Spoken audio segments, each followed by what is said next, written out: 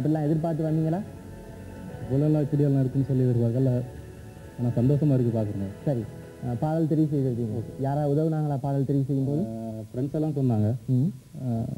அதே மாதிரி ஏண்டேன் தெரிவு அடிப்படையில் பார்க்குற நேரம் நல்ல ஒரு பாட்டு தெரிவு செஞ்சுருக்கீங்க.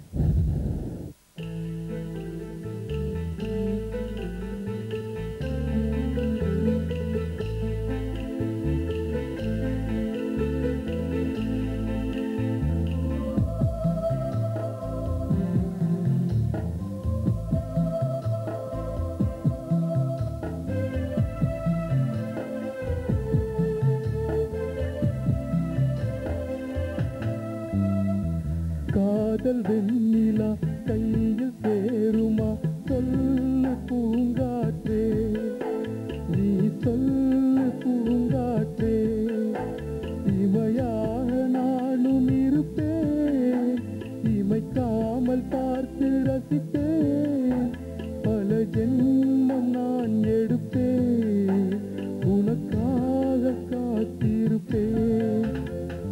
காதல் வெண்ணிலா கையில் சேருமா சொல்லு பூங்காற்றே, நீ சொல்லு பூங்காற்றே.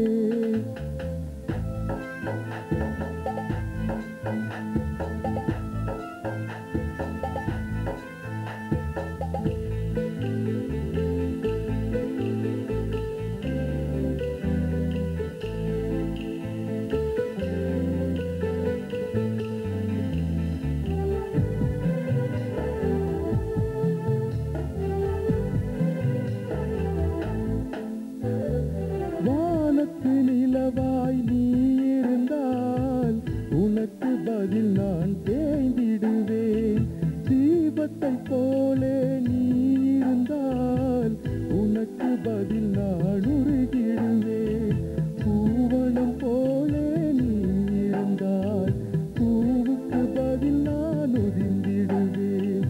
சொல்லு பூங்காற்றே, நீ சொல்லு பூங்காற்றே. காதல் வெண்ணிலா கையில் சேருமா சொல்லு பூங்காற்றே, நீ சொல்லு பூங்காற்றே.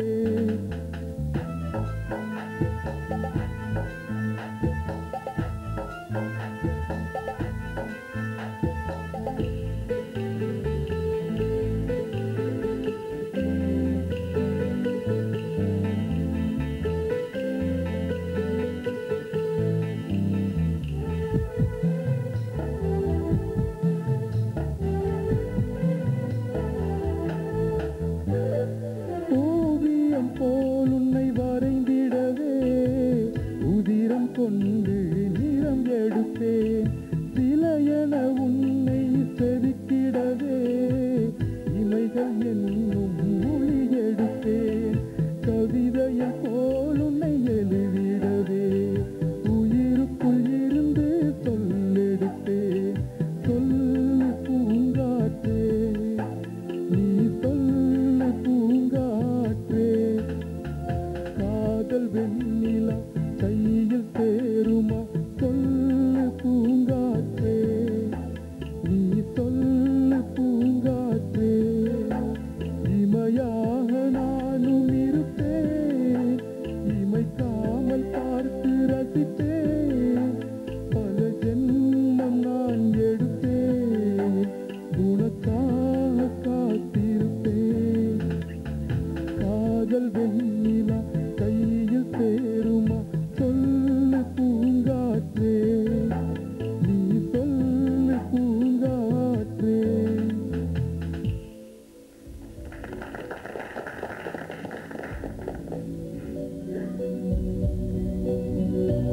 குழுவில் இடம்பெற்ற போட்டியாளர்களை பார்த்து விட்டீர்கள். 6வது போட்டியாளர் காலிஸ் கலந்து கொண்டிருந்தார். ரொம்ப அழகாக பாடியிருந்தீங்க காலிஸ். இப்போ வந்து நடுவர்களுடைய கருத்துக்களை கேட்க போகிறோம். முதலாவதாக திரு என் ரகுநாதன் அவர்களுடைய கருத்தை கேட்போம்.